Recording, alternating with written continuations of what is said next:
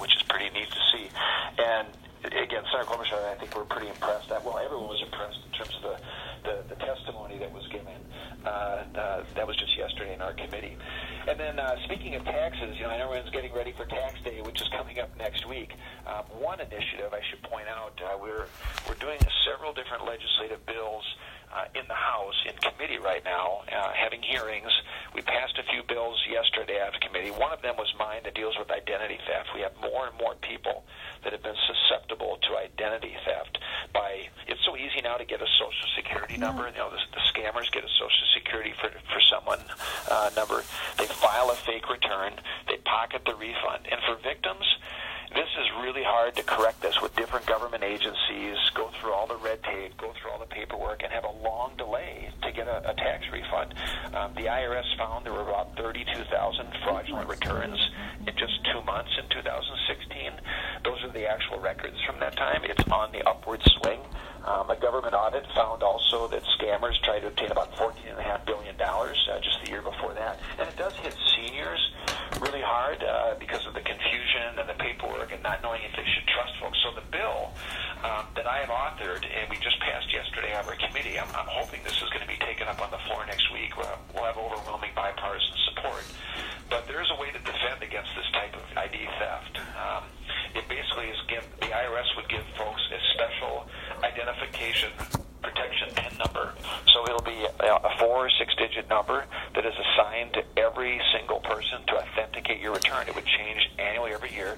Right now it's only available to just a handful of taxpayers, special taxpayers. But the bill that I've introduced with a Congresswoman from Washington State, a Democrat, basically says, look, we want to make these IP PIN numbers available across the country, and we'll phase it in over a 5-year period, and they'll roll it out because the IRS wants to be able to roll this out to make sure it works in different states. And so that's actually exciting. We're moving in the right direction in that area for some reform on identity theft and protecting some important as taxes are going forward. Again, hit *3 on your phone if you want to have a chance to ask a question. A couple more issues I'll hit real quick before we open up the phones. We've seen a lot in the news and the market reactions regarding some of the president's or the administration's effort or announcements for potential tariffs on trade, for instance. I think the president is very wrong on this issue. I think it is wrong to impose new taxes on a broad-based basis that might impact, say, aluminum and steel up across the board at 25%. A lot of them, those tariffs would hit our allies. We're trying to build up strength with our allies, actually, to target bad actors like China, for instance. And China has no doubt been stealing intellectual property and then forcing us, like the United States, with unfair trade practices to give up some of our intellectual property and technology, which is absolutely wrong. But I think those tariffs need to be very narrowly targeted. We need to build up international support so we're not just going it alone. And that's really key, I think, to making sure that we actually are effective, because our manufacturers can compete and win across the board if we have a level playing field. I know we have some metal fabricators in Minnesota that have been sourcing steel and aluminum, and their concern is they've already seen prices rise by 40% or more because the supplies from American steel suppliers now have just gone up so dramatically. So like a 6 to 8 week waiting period now goes up to a 22-week waiting period. And that really hurts a lot of small business manufacturers who have been waiting, who have a timeline and have to have steel in the pipeline for their manufacturing their products. And that's going to be an issue, I think, and a potential threat on economic growth. Other good news, real quick. A major law was signed into by the president just this week. As many of you know, we've made real progress on fighting sex trafficking and human trafficking. And I got involved in this years ago after spending time with some of the victims that I had a chance to interview and meet in Minnesota, and it just breaks your heart. But the good news is we have a chance to truly save lives with the new bill that became law this week. It essentially guarantees now that the internet sites and the websites that have been allowing the advertising of 12, 13, and 14-year-old girls online, they're going to be held accountable now. They'll be liable, and they'll be accountable for soliciting and advertising sex. And as an example, Backpage.com, which is notorious for posting these types of ads, has already now been shut down by the federal law enforcement. And I think we're going to see more of these sites coming under that have been exploiting victims coming under scrutiny in the coming days and weeks and months ahead. So more accountability on that front. And that literally is going to put these victims better, and they are victims, with 12, 13, 14-year-old girls in particular, in a better situation to get help. And then finally, major initiative. The Access Live event operator has been notified that you wish to ask a question. Very critical. There's some other legislation now we need to move forward that would allow centers of excellence in public health promoting Alzheimer's disease treatment and interventions is really critical. We've got an opportunity to move a bipartisan legislation there that I and others are co-sponsoring. Dealing with palliative care and hospice education, because making sure that those professionals in training and education are part of a national campaign to inform patients and families about the benefits of palliative care, something that I think more and more of us are going to have to be paying attention to with, 10,000 baby boomers retiring every day.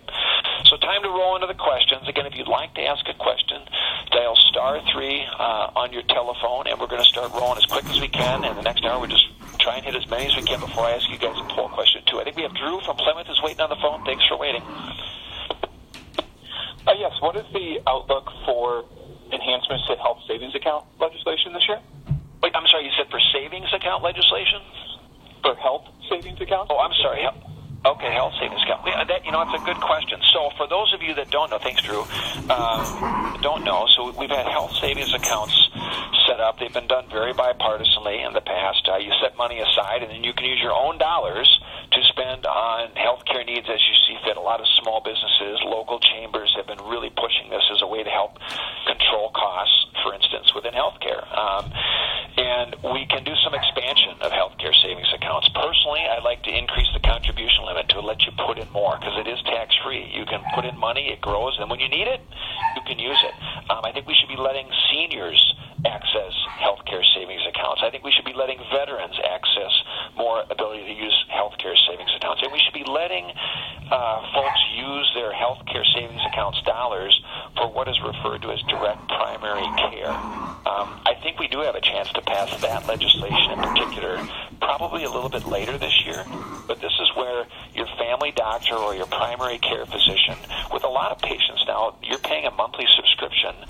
It's a model where you can just see your doctor whenever you like, but your healthcare savings account by law is not allowed to pay for that service. And so it's a new model that's being used by primary care and family care docs because it really enhances the doctor-patient relationship. And so I think that's probably one of our best opportunities to actually move forward some broader healthcare savings account legislation, for instance. So there's a couple of points on that. We're going to keep rolling. Again, dial *3 on the telephone. I think we've got Matt from Chaska. Hello, this is the operator. Can I have your name, please? My name's Linda. Okay, what's your question for the congressman? I have a question about the Russia investigation. Can you be a little bit more specific? I want to know what's he going to do to protect the investigation so that Mueller's not fired and Rosenstein's not fired. All right, just one moment.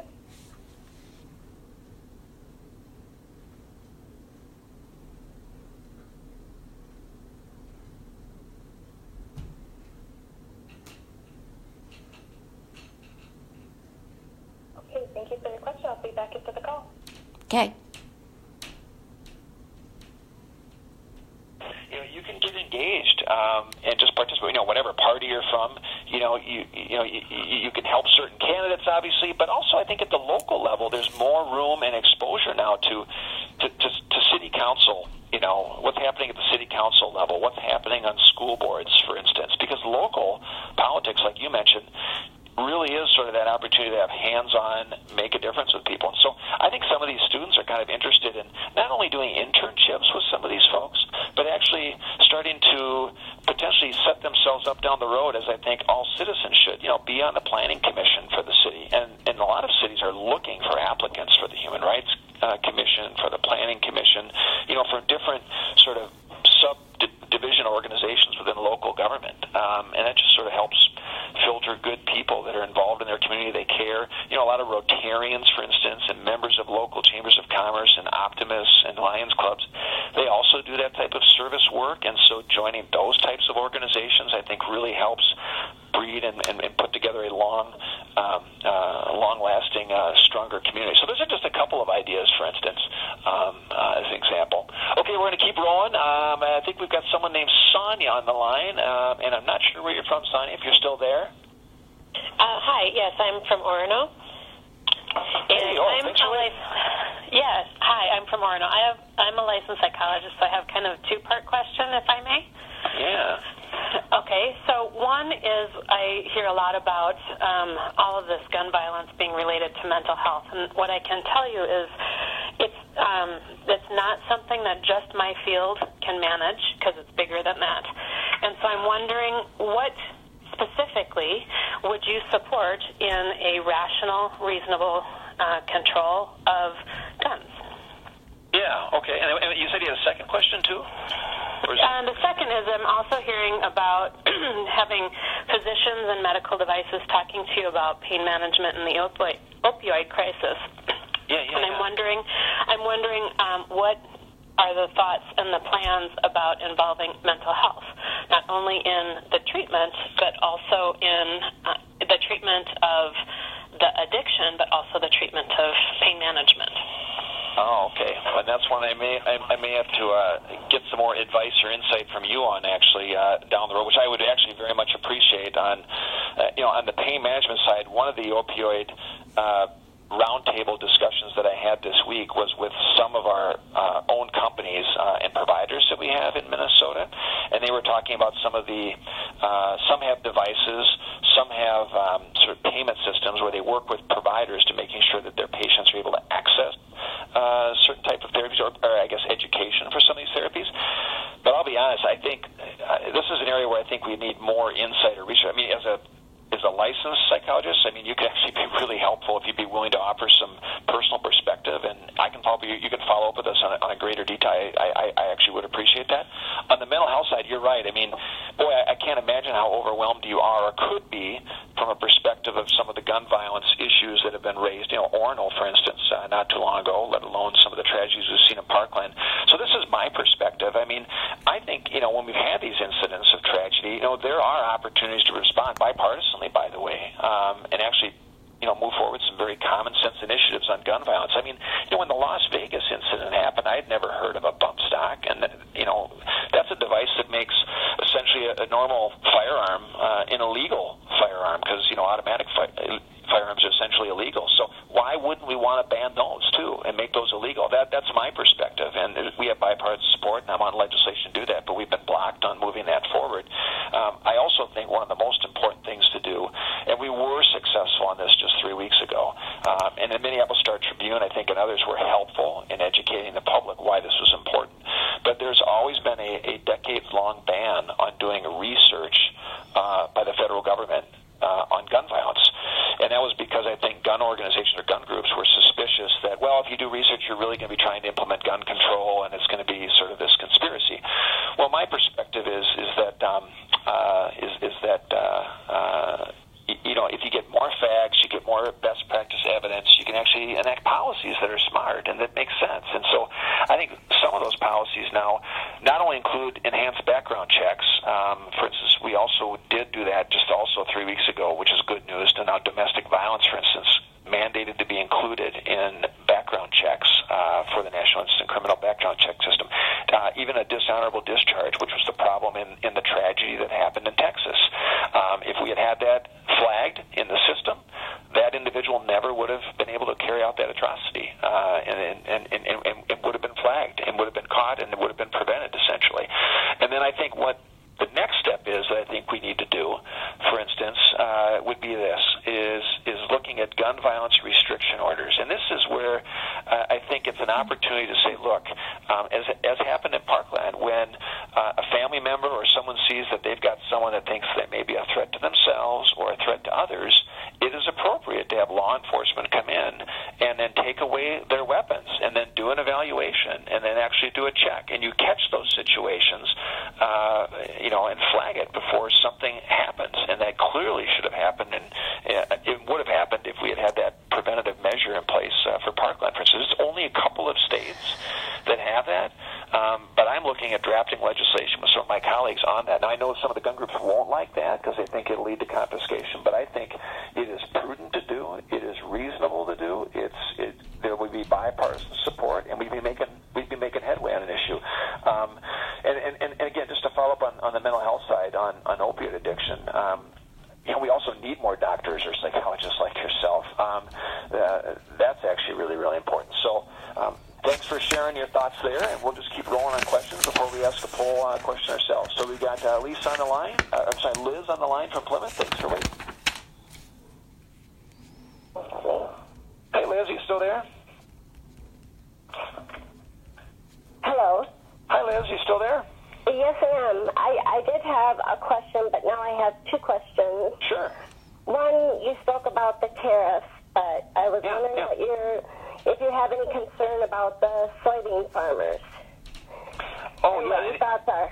Yeah, are you referring to the soybean tariffs, like that China might put on our on our exports, for instance? Exactly. Yeah, and did you have one other question too? You said. Yep, I want to go back to the gun control question. Yeah, jump in. What do you feel about the banning automatic weapons? Banning, all right, I'll do that one too. All right, good. So soybeans, let me hit soybeans first. Hey, thank you very much. So first on soybeans, absolutely. So here's my worry on the tariffs that have been announced, or a potential trade war. I think the president is mistaken to say that we can win a trade war. Nobody wins a trade war because Minnesota is still an agriculture state, despite all the concerns now we have from our medical device companies, from our retailers and others that are worried about consumer prices potentially being raised on certain products. We've got a lot of farmers that sell a lot of soybeans, for instance. China's saying they're going to put a 25% tariff on all soybeans. I mean, that's a big export marker, not only for Minnesota, but for a lot of other states. And so I don't want to see farm income damaged as a part of this. They've already got low commodity prices right now. I've raised this issue with the trade ambassador, Mr. Lighthizer. I've raised it with Secretary Ross. We've had a few hearings on this, actually. So we're hoping to make some headway to have a reasonable framework if any of these tariffs are going to be moved forward. Because right now they have an announced list, but they haven't guaranteed the implementation. But it's sort of a tit for tat, and we've seen historically how that's been very negative on the economy. It hurts consumers, it hurts inputs for small businesses and others that actually produce a lot of products. And then on banning assault weapons, so here's my thought, is that, in the past, just so everyone knows that automatic weapons are already essentially regulated and illegal for the most part, right? Now there's semi-automatic weapons that are out there. And there was a ban, for instance, on assault rifles, not assault rifle, but the semi-automatic assault rifles years ago. And it was, I think, a little over a decade. And then research came back and said, well, it didn't move the needle. There was no difference in any gun violence or anything. So again, I think that's why some of this research would be really helpful. I don't think a ban should be done on what a gun looks like. It should be actually done on the functionality, because there are other hunting rifles that do the exact same functionality as some of the guns that would be banned or have been banned. And obviously then someone just buys the gun that's legal. And that doesn't make any sense to me. So it would be really good to sort of understand rather than what the gun looks like, of what the gun actually does, for instance, and based on history. All right, we're going to keep rolling. I think we've got, it looks like, Tract on the line from Chanhassen. Tracy from Chanhassen? Sorry, Tracy. Oh, that's okay. It's spelled wrong. Yeah, no problem. Question is regarding China and the trade. What do you think would level the playing field with China regarding trade, considering that Democrats and Republicans alike keep trying the same approach over and over for decades, actually, with no different outcome? Yeah. What do you think would make the difference? Yeah, there's a couple of things. This is what I think would make the difference, for instance. So you're right that this has been tried by several presidents in the past where we just put broad tariffs, say, on steel, for instance. And what we found when we did that, for instance, under the Bush years, we ended up costing more manufacturing jobs in the United States than were saved by gained steel jobs, for instance. So So I think that's sort of the wrong approach, and I don't want to see that happen. On the specific China issue, I think we do have to have a coalition with our allies at the World Trade Organization to have a rule of law, letters of the law. And look, if China is stealing intellectual property and they're requiring, say, even with today's digital world, they're requiring data to be stored on site in that country and not allowed to flow across border lines, that's a violation of just what should be normal trade rules these days. And I think that's clearly wrong. I think the other thing we should be doing is we should be engaging in multi-regional agreements. That's the best way to have an impact. I'm sorry and was disappointed that the president withdrew us out of the Trans-Pacific Partnership. Now you've got 11 other countries that want to put China in the corner. They want to work with the United States. We should be engaging with them to have the gold standard. So they're everyone's following our rules and rule of law rather than China's. And that's the direction that would be new and that would actually work. And that's what a lot of those Asian countries are wanting to do. They're seeing China flex their muscle and push around, for instance. Okay, we're going to keep rolling. We've got Ada from Eden Prairie. Thanks for waiting. Yes, this is Ada from Eden Prairie. Congressman, I have a question about the check and balance. Okay.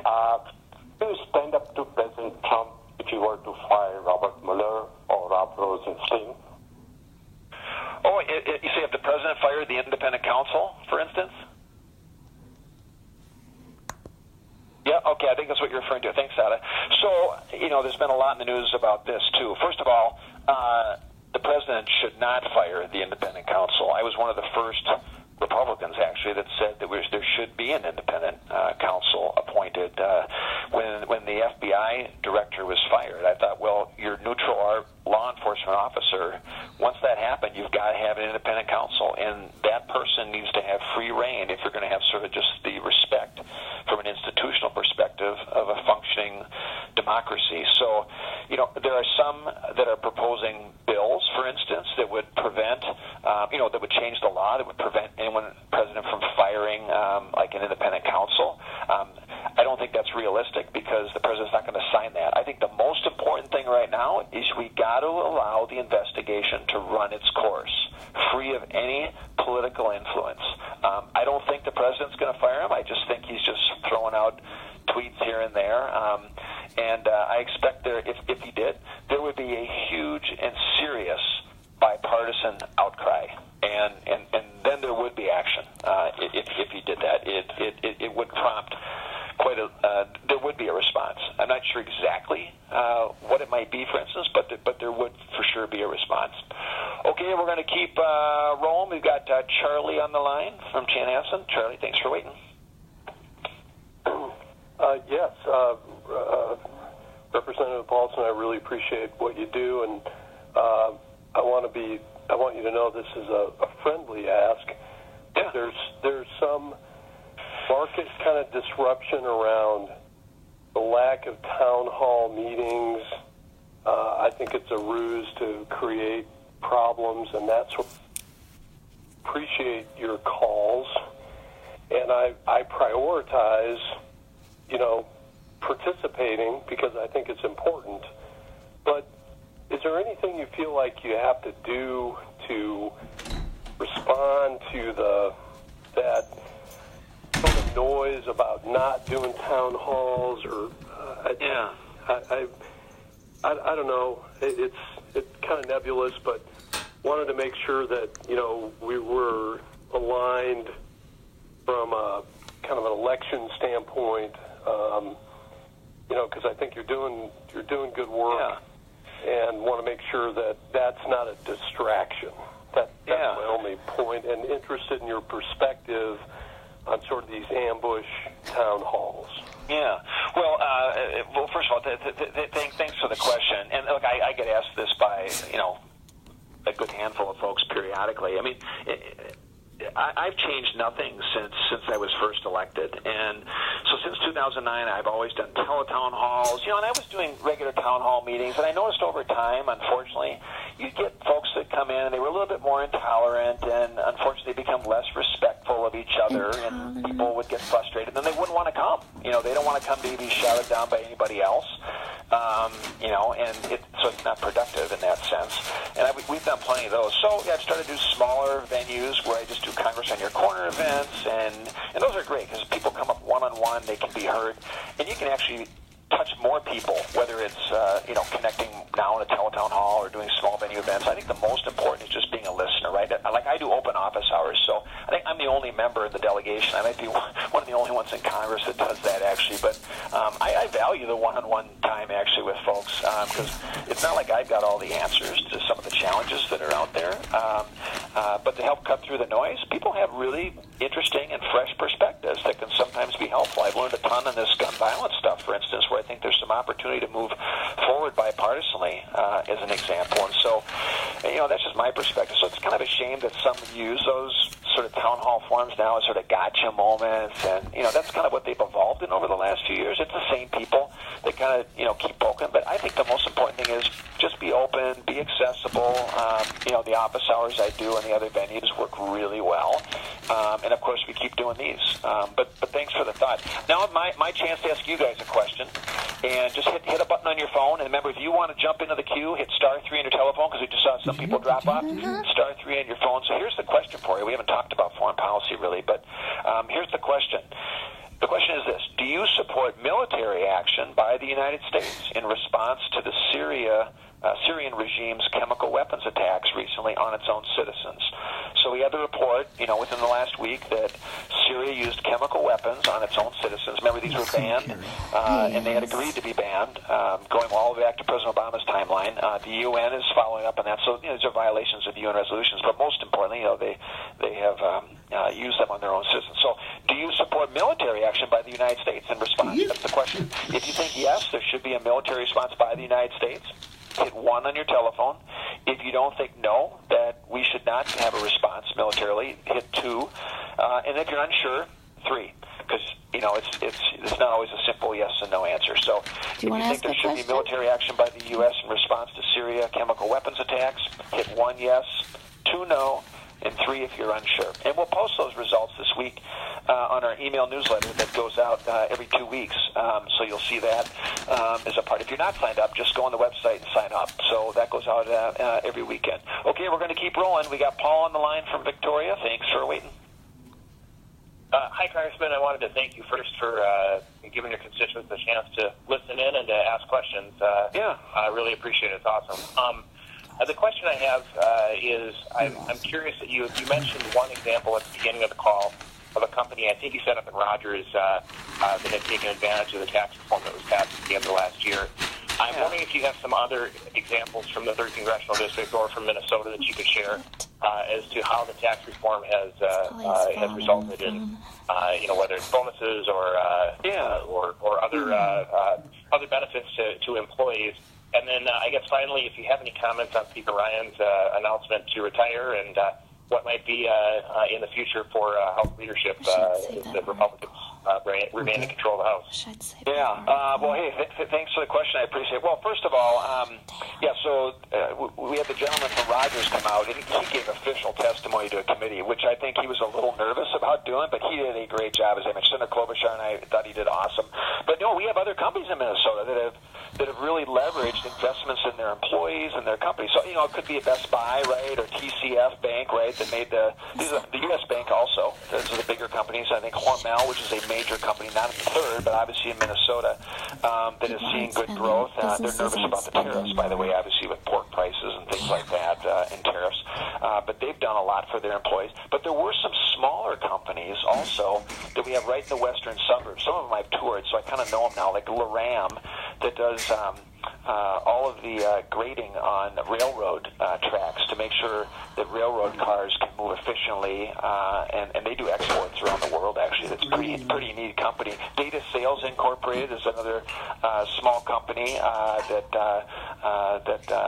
made some big investments. Some of these companies actually are also investing in more adoption resources for their employees or maternity leave, so they're doing other benefits, which is pretty neat, and they're just hiring more people. So those are some of the good stories, and it doesn't apply to every company, but it's only been a couple of months, and the results are already really, really encouraging. That's the good news. And actually, I think some of the best announcements are that companies are literally reversing course and now investing back in the United States. And you asked about Speaker Ryan. I've known the speaker pretty well because you get to know the people in your class when you get elected, or on your committee, or close to your age. And he and I are pretty close in age. We have a big Packers-Vikings rivalry going all the time that we kid each other about. But look, he said, family first. I got teenagers now, and I get it because he as speaker, he's never home. I mean, he is only home on Sundays, period, done, that's it. And when you have teenage kids, they don't even want to see you on Sunday. So he's trying to stretch that in, to a more meaningful family life. I get that. In terms of future leadership, who knows? Because we've got other leaders on both sides that are interested in continuing to serve in that capacity. And so there's good people that I think will be selected by either side, depending on the outcome of every election, obviously, that will continue to do well. So that's down the road. Thanks for the question. Okay, dial *3 on your phone if you'd like to get a question in. Okay, looks like we're going to Colin in Chaska. Hi. So I have my first question is, will you be running for Congress this election cycle? And then another part of that is, as a student, I worry about guns and violence in schools, and I worry that people like you are not representing the full ideas of the people of our district. And just another question is, at what point are you going to stand up to the wrongdoings of Trump, his vulgarity, his aggressiveness, his tweets that are threatening nuclear war against North Korea? And I don't know the feeling in Congress, but just at what point are you or are the Republicans going to step up and say, this is enough? Yeah. I'm sorry, what was the first question? I didn't hear what you said for the first question. Will you be running for Congress? Will I be running again? Oh, okay, yeah. Well, I'm planning on running again. It's pretty much my plan. 2, you mentioned gun violence and potentially not representing the ideas of the district. I mean, I'll just tell you, when I met with some of the students who came in, as an example, that did the walkouts recently, and they were concerned about gun violence. We had a lot of common ground, and they had some other good ideas. For instance, that I support, like background checks, enhancing those. At gun shows, for instance, the gun violence restriction orders. I think they really did like that concept in particular, based on what happened at Parkland. So we were definitely in tune, speaking the same language there. And I think, and I don't remember now, but I'm guessing that they would support banning bump stocks and things like that, that would make other devices, legal devices, illegal, essentially. They would be good. In terms of Trump, I've told people, as people know, I didn't vote for the president. I've said so publicly. 2, I want the president to succeed, just like I wanted President Obama to succeed. So when the president has said things or tweeted, I don't respond to every tweet. That's not my job, and that's not your job. But it is your job to also send him an email, send him a note, send him a letter if you don't agree with a certain policy. I've done that myself with a number of these policy issues we've talked about tonight, as well as standing up when he's made comments, for instance, about some of those racist attacks that happened in the Carolinas, for instance. I said, well, that's clearly wrong, treating our African countries appropriately. I think that was wrong. We have a lot of immigrants, for instance, from Liberia in particular, in Ethiopia, and I spoke on the floor yesterday, actually, about that. So I've got a pretty, on trade now, I'm also on the opposite side of where the president is, for instance. So on the flip side, look, if he's doing the right thing on tax policy, I'm 100% with him, because now we're seeing growth finally in the economy for the first time. You're a student. We have seen record numbers of students that want to work full-time, only able to work part-time. We have record numbers of young people living 40%, living at home with their parents, the highest in many decades, that can't live on their own because they don't have the ability to either pay down student loans or get jobs that allow them to move up the economic ladder. So we need a competitive, growing economy, and so we don't need to stand for just 2% growth and lower wages. We can actually be doing a lot better, and that having that growing, challenging, or optimistic, competitive economy helps a lot of folks. Okay, we're going to keep it rolling. We've got Sarah on the line. Sarah, thanks for waiting. Hi, thank you for taking my call. I really appreciate that you do this. Don't ask. But I wanted to, I reached out to you and to my senators last month asking if there was anything that could be done to require healthcare providers to provide better price transparency prior to receiving care. I think everybody agrees that healthcare costs are a massive problem, and everybody is seeing increases in insurance copays. And I know I, for one, really would like to know what something costs before I do it, and whether or not it's necessary or not. And I did some research on my own because I didn't hear back from anybody. And I found that Senator Cassidy has recently launched a healthcare price transparency initiative. And I'm wondering if you're aware of that and if there's anything going on in the House of Representatives to address that. Okay. Well, I don't know. I've actually have looked a little bit into the transparency issue myself and have researched some legislation. I will check in with Senator Cassidy about that because he actually took my healthcare staffer from Edina. So he has. I would really appreciate that. Yeah, no, I will absolutely check onto it. And so, here's the frustration. Sarah, you kind of put your finger right on the issue because health costs and health insurance has essentially been a non-transparent fee-for-service model that folks don't know what they're paying for. If you ask your doctor, they don't know what it would cost. You can't find out what something costs. And so you've got no transparency in the system, but you have third-party providers paying for it based on contracts that are made, et cetera, which is absolutely causing part of the pocketbook costs that you might be feeling or that other families are feeling or that, quite honestly, a lot of small businesses are feeling.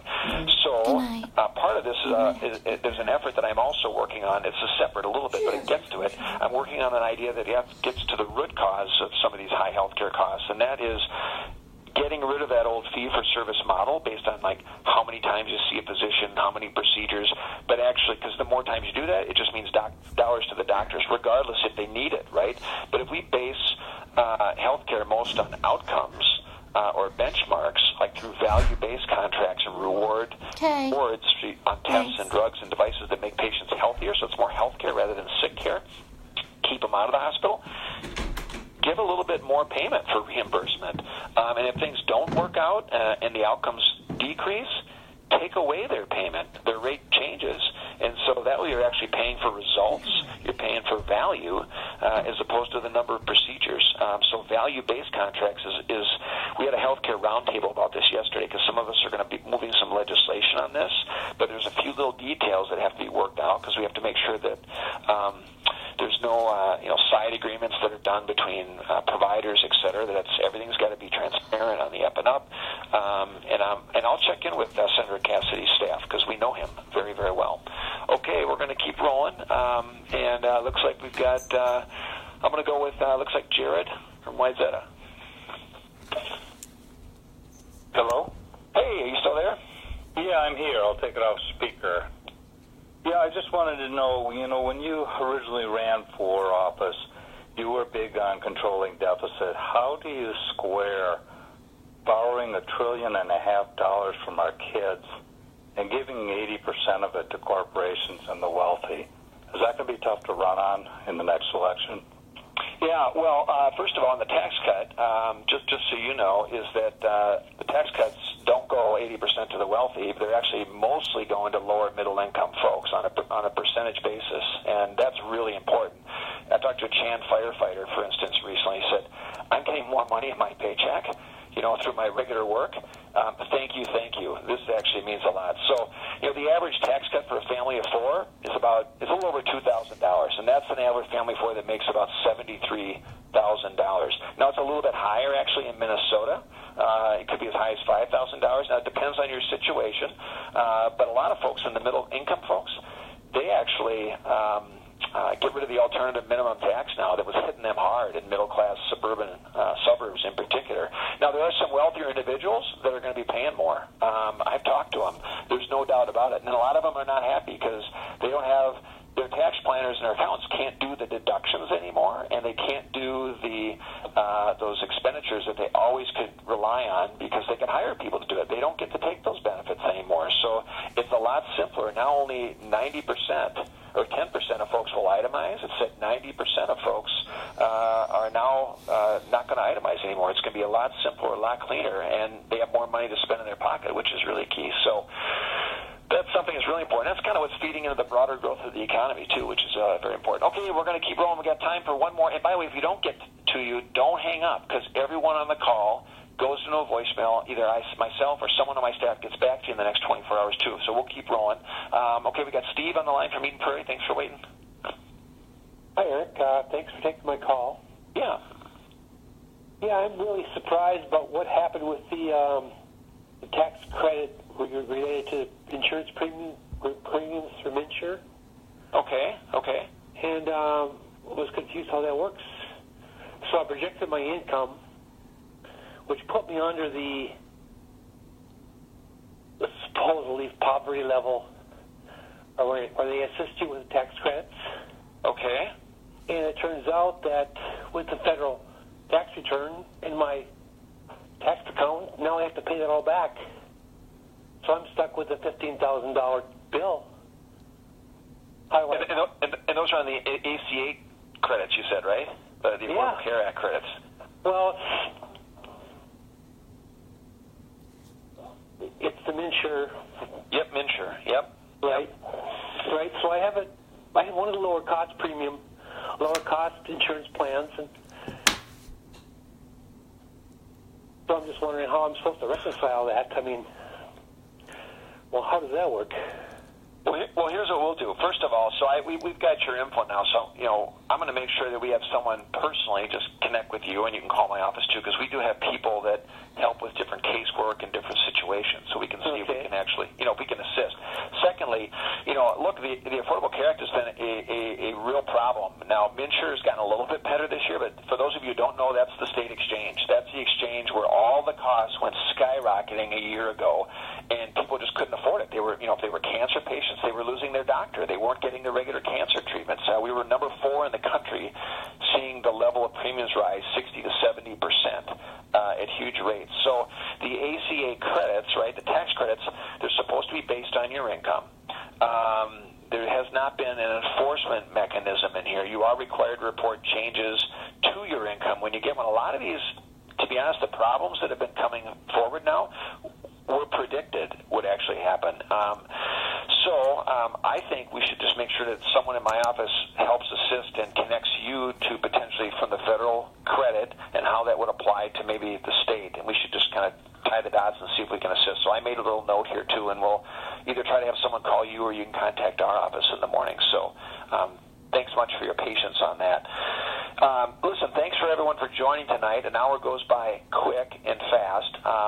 Don't hesitate to reach out anytime if you have a thought, idea, suggestion.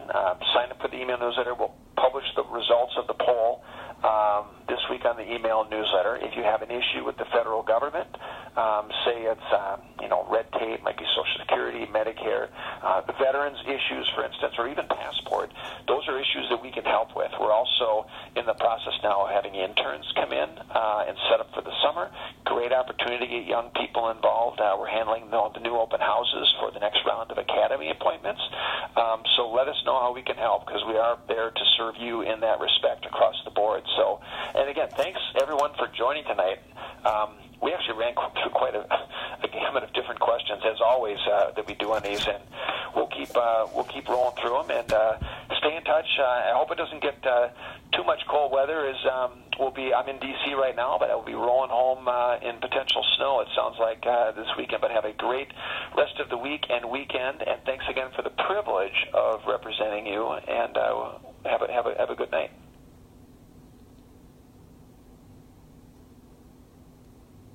The Access Live event has ended. Thank you again for participating in my telephone town hall meeting. I'm sorry I was unable to get to everyone's question, but please feel free to leave